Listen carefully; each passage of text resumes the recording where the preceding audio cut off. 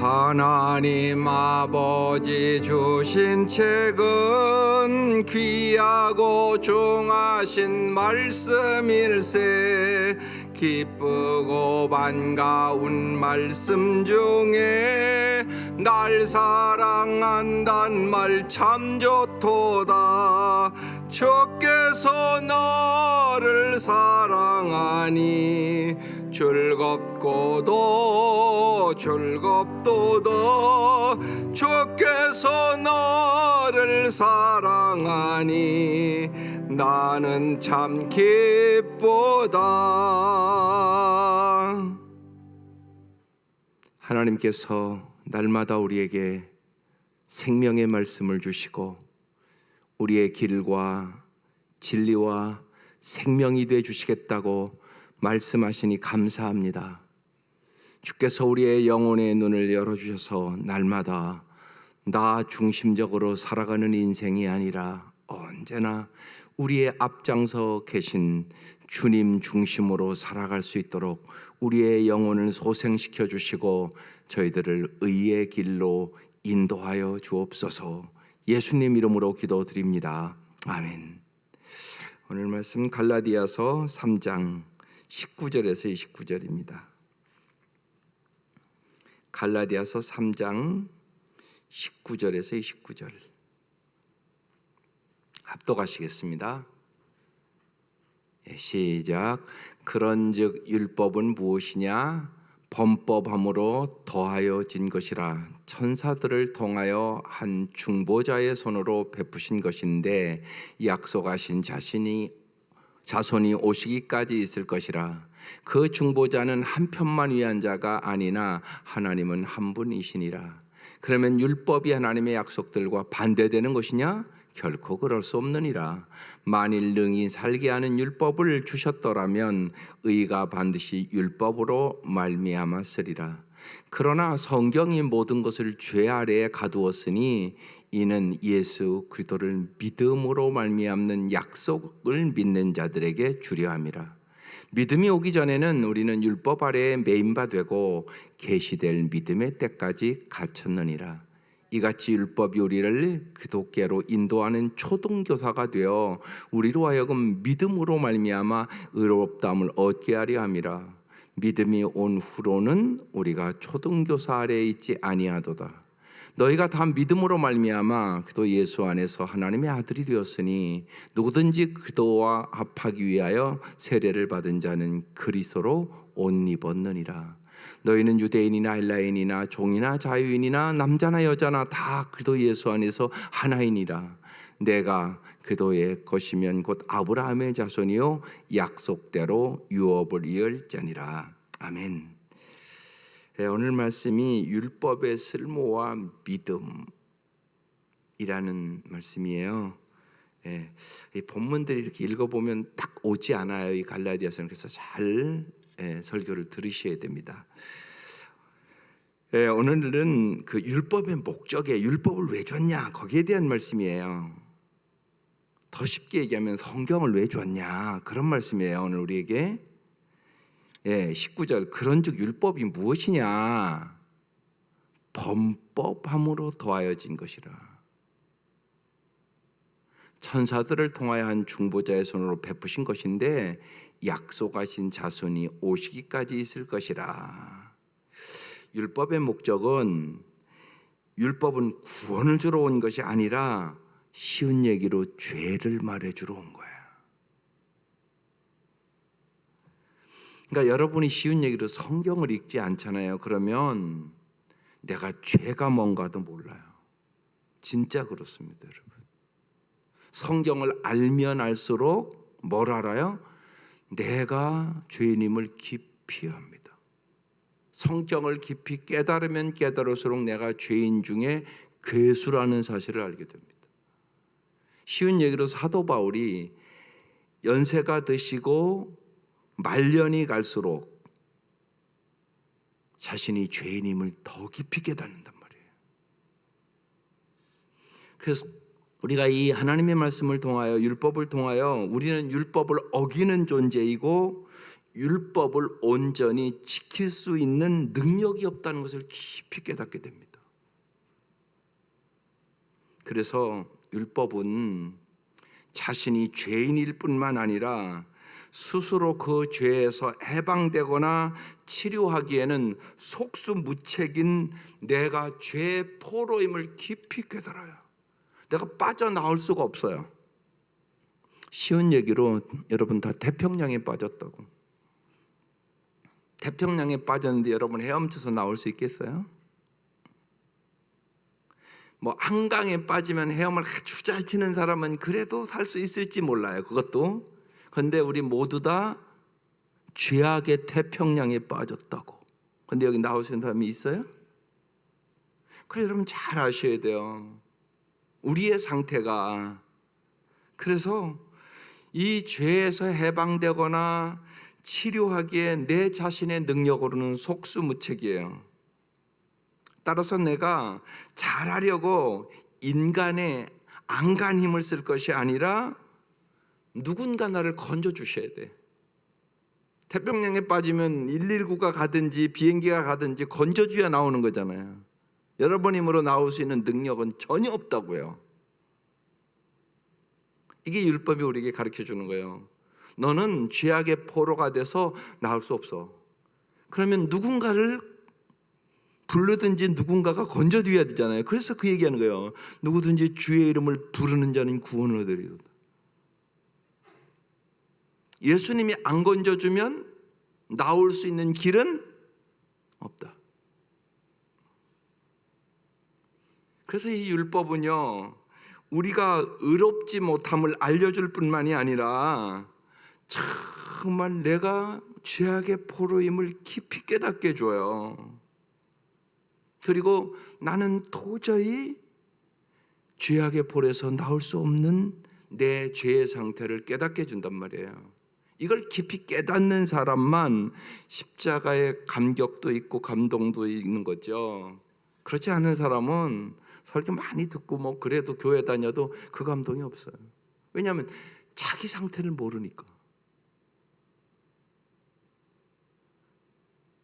자기 상태를 잘 아는 사람이 은혜를 아는 거예요. 그걸 여러분 잘 깨달아야 돼요. 그래서 오직 예수라는 얘기를 그래서 하는 거예요. 오직 예수님이 아니시면 우리는 구원받을 길이 없는 거예요. 죄악에 빠져서 나올 길이 없는 거예요. 이걸 깨달아 여러분의 마음속에 언제나 십자가의 감격이 있고 예수 이름만 들어도 내 마음에 감격이 있는 거예요. 오늘 이 아침에 그 감격이 있기를 바라요. 내가 어떤 상태인가, 그리고 주님이 나를 위하여 행하신 일이 무엇인가. 그래서 율법은 내가 어떤 죄인인가를 깊이 깨닫게 하는 거예요. 여러분이 성경을 보면 볼수록, 그러니까 성경을 진짜 보지 않는 사람은 그걸 몰라요. 자기 상태를 모르는 거예요. 그러니까 거울을 안 보는 사람과 똑같아요. 거울을 봐야만 여러분이 얼굴에 뭐가 묻었는지, 머리가 흐트러져 있는지 그거 알잖아요. 마찬가지란 사실이에요. 이게 율법이 우리에게 해주는 거예요. 그래서 이제 20절, 그 중보자는 한 편만 위한 자가 아니라 하나님 한 분이시니라. 그러면 율법이 하나님의 약속들과 반대되는 것이냐? 결코 그럴 수 없느니라. 만일 능히 살게 하는 율법을 주셨더라면, 그러니까 율법은 능히 살게 하는 것이 아니에요. 의가 반드시 율법으로 말미암아 쓰리라. 율법은 죄를 깨닫게 해주는데 죄를 이길 수 있는 능력을 주는 건 아니야. 죄를 깨닫게만 해. 그런데 여러분 보세요. 깨닫기만 하면요 더 죄책감만 갖고 살잖아요. 율법은 죄를 깨닫게 해주는 거란 말이에요. 그냥. 그런데 죄를 깨달았으면 죄를 이길 수 있는 능력을 줘야 되잖아요. 죄를 깨끗게 할 수 있는 능력이 있어야 되는데 그 능력이 우리에게는 없는 것이. 오직 주님만이 십자가의 보혈로 내 죄를 깨끗게 해주시는 거예요.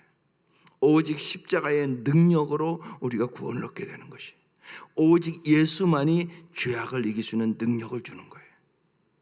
오늘 우리에게 특별히 성령께서만이 정말 육체의 소욕을 이길 수 있고 성령의 소욕을 따라갈 수 있는 능력을 주시는 거예요.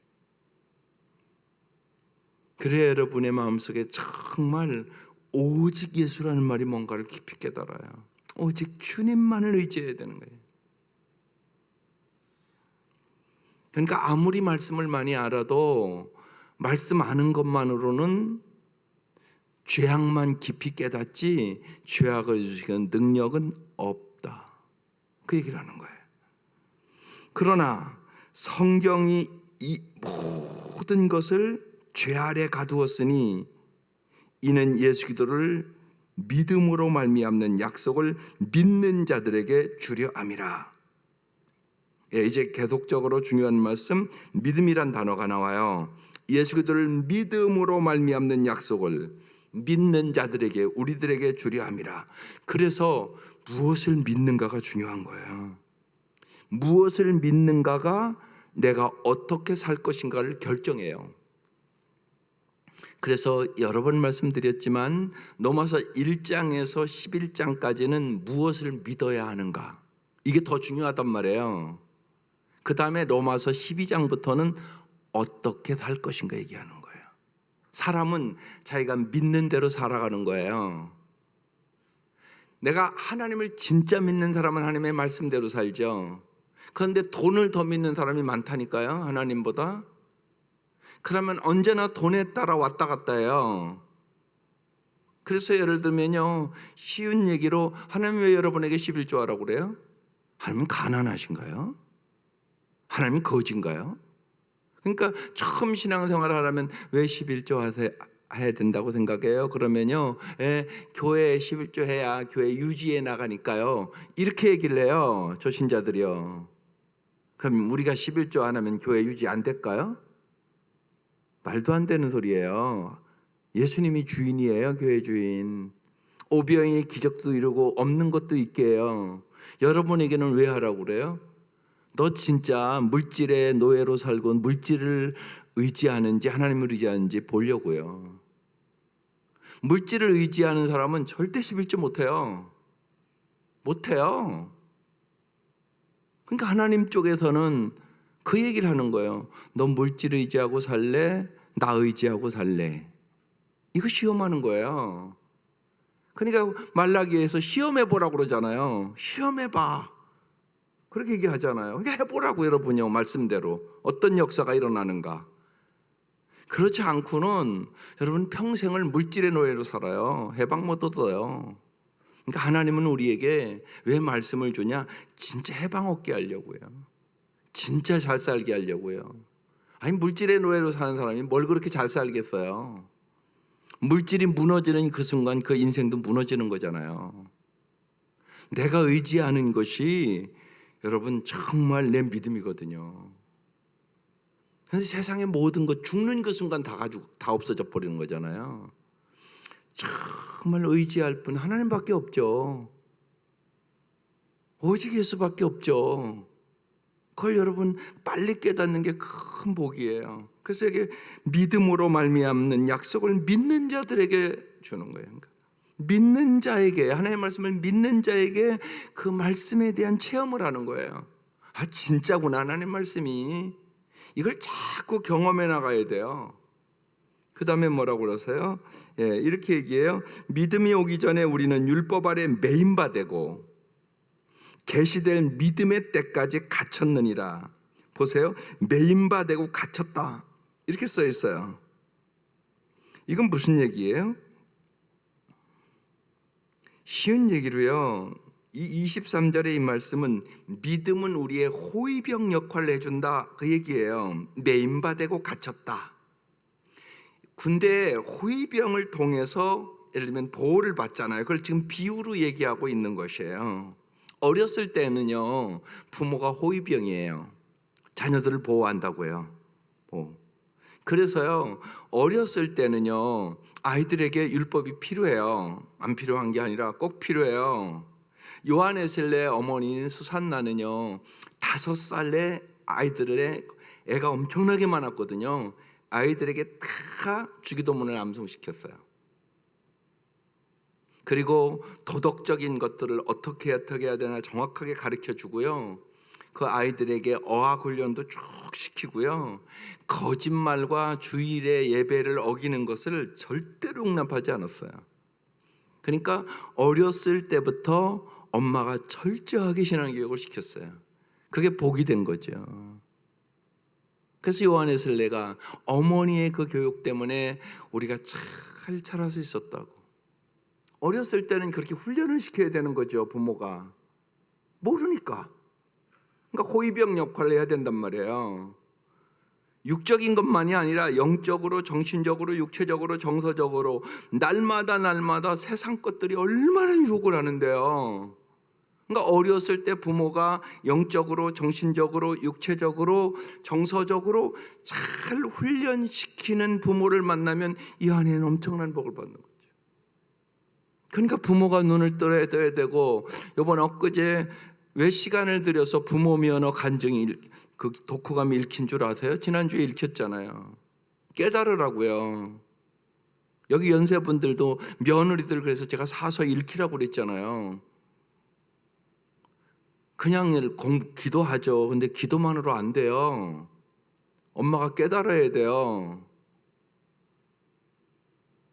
반드시 같이 가는 거예요. 말씀과 기도가 같이 가는 거고요. 그런 책은 왜 읽냐? 성경에 안 나온 것들이 있단 말이에요. 자기 경험의 간증들이 잘 기록되어 있었단 말이에요. 지금도 제가 그래서 쉽게 얘기하는 거예요. 요한의 설례 어머니는 5살 때 벌써 애들 주기도문 다 암송시켰다. 근데 그렇게 안 하잖아요, 많은 부모들이요. 모르니까. 내가 영적으로 몰라서 안 시키는 거예요. 못 시키는 거죠, 어떻게 보면. 자기가 모르니까. 그러니까 부모가 빨리 깨닫고 잘 어렸을 때부터 훈련시켜 주는 것은 아이에게 엄청난 축복이죠. 그게 진짜 보호해 주는 거란 말이에요. 밥만 먹이면 해결되는 게 아니라고요. 더 무서운 것은 영적으로 병드는 거거든요. 정신적으로 병든다고요. 우리가 길러보면 알잖아요. 5살만 되면 벌써 말을 안 들어요, 애들이요. 지 맘대로 하려고 그래요. 그거 다 여러분 경험하잖아요. 그걸 내비두면 어떡하려고요. 분명한 것은 내 맘대로 하는 게 죄예요. 그게 성경의 사사기 마지막에 나오잖아요. 자기 소견에 좋은 대로 하였더라. 그래서 망하는 거예요. 하나님의 말씀대로 살아가는 것이 생명의 길인데 자기 좋은 대로 하려고 벌써 5살만 되면요 말 안 들어요. 지고집대로 하려고 그러잖아요, 막요. 이걸 꺾어줘야 되는 거거든요. 하나님 말씀에 순종하는 것이 더 기쁜 일인 걸 체험시켜 주는 거죠. 그래서 우리에게 언제나 그래요. 규칙과 질서를 지키는 것이 얼마나 좋은 것인가를 체험시켜 주는 거예요. 그래서 이제 한 걸음 나가서 회심의 체험도 하게 되고 은혜의 체험도 하게 되고 성화의 체험도 하게 되고 이게 이제 한 사람이 자라가며 체험해야 될 일이에요. 이런 체험들을 한 걸음 한 걸음 시켜줘야 된단 말이에요. 그래서 여기 이제 첫 번째 이제 율법에 대해서 얘기를 하는 거예요. 그래서 율법은 호위병이다. 그 다음에 24절 이같이 율법이 우리를 기독교로 인도하는 초등교사가 되어 우리로 하여금 믿음으로 말미암아 의롭다함을 얻게 하려 함이라. 그 다음에 율법은 무슨 역할을 한다고요? 초등교사다 이렇게 써요. 가정교사다 그런 얘기예요. 그러니까 율법이 우리를 예수님께로 인도하는 초등교사의 역할을 한다 그렇게 얘기하고 있는 거예요. 그래서 이 호위병과 초등교사 이때는 아이들의 자유를 좀 박탈하게 될 수밖에 없어요. 그죠? 지 맘대로 하면 안 되니까. 아이들 지 맘대로 칼 쓰기 하면 막 지 손도 비고 막 그러지 않겠어요?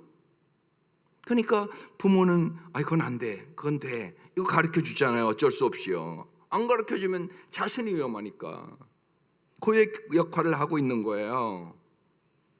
그래서 여러분 우리가 크게 생각해 보면 복음에 근거하지 않는 모든 세상 종교의 특징은 사람을 예속하고요, 신과의 관계가 비인격적이고 동기는 언제나 상을 받으려는 마음과 벌과 두려움을 의지하고 신앙생활하고요, 신 앞에서 자신의 신분에 대한 확신이 없어요. 이게 세상 종교들이에요.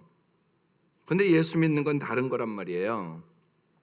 주님께서 특별히 우리에게 율법을 가르쳐 주신 이유는 속박된 삶을 주려고 하는 것이 아니라 사실은 자유로운 삶을 살게 위한 규칙을 주는 거예요.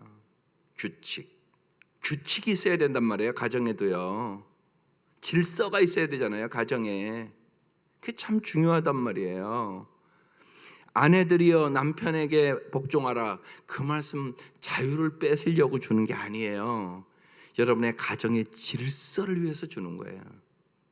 아내는 남편에게 복종하고 남편은 아내를 사랑하고 자녀는 부모의 말씀에 순종하고 부모는 주의 규양과 훈계로 자녀들을 양육하고. 이거 왜 이렇게 쭉 주냔 말이에요. 질서를 위해서 주는 거예요. 그래야 가정이 아름답잖아요. 그래서 하나님께서 주시는 거죠. 그러니까 속박된 삶이 아니라 사실은 더 풍성한 삶을 살게 하여 주시는 법이에요. 또한 신과 비인격적인 관계가 아니라 언제나 예수 믿는 것은 인격적인 관계예요. 주님께서 여러분에게 막 강요하고 막 강제로 하지 않아요. 그러니까 제일 제가 좋은 말씀이 주님께서 밖에서 마음의 문을 두드린다는 거예요. 뚫고 막 그냥 강제로 들어오는 게 아니에요.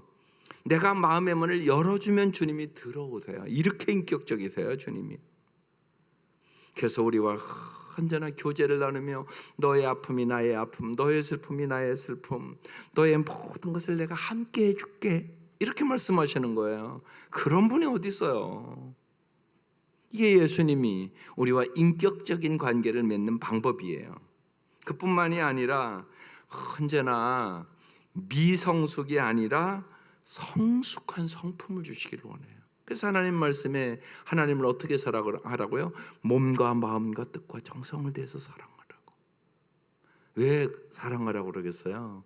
내가 주님을 사랑할 때 내가 사랑의 사람이 돼요. 우리가 살아보면 살아볼수록 알잖아요. 내가 얼마나 이기적이고 자기중심적인가. 그래서 우리 속에는 아가페 사랑이 없어요. 조건 없는 사랑이 없다고요. 반드시 하나님으로부터 받아서 하는 거예요. 내게는 그게 없어요. 사랑해야 된다는 걸 다 알죠. 모르는 사람이 어디 있어요? 다 알아요. 그런데 사랑을 못하고 살아요. 능력이 없는 거예요. 아니, 내 마음에 안 들으면 금방 마음이 뒤집히는데 어떻게 사랑해요? 그러니까 안 되는 거죠. 그걸 깨달으셔야 돼요, 바로요. 아, 그렇구나. 내가 이 말씀을 보니까 나는 진짜 사랑의 능력이 없네. 그럼 이제 능력을 길러야 되는데 그 능력을 주시는 분이 예수님. 그 능력을 주시는 분이 성령님. 그래서 성령 충만함이 해답이다. 성령 충만해야만 우리는 정말 사랑하며 살아갈 수 있고 소망 가운데 살아갈 수 있고 정말 믿음으로 승리하시게 되는 것이에요. 그래서 성령 충만함이 해답입니다. 이렇게 말씀을 드리는 거예요. 그 과정을 지금 얘기하는 거예요. 그래서 믿음으로 말미암아라는 단어가 이제 반복돼요. 26절 너희가 다 믿음으로 말미암아 그도 예수 안에서 하나님의 아들, 하나님의 자녀가 됐다는 얘기예요. 놀라운 일이잖아요. 믿음으로, 예수를 믿음으로 영접하는 자, 곧 그 이름을 믿는 자들에게는 하나님의 자녀가 되는 특권을 주셨다. 엄청난 지금 얘기를 하는 거예요. 누구든지 그도와 합하기 위하여 세례를 받은 자는 그리스도로 옷 입었느니라. 예, 여러분 그리스도로 옷 입었어요. 예, 그리스도로 옷 입었다는 뜻이 무슨 뜻일까요? 그리스도로 옷 입으셨죠?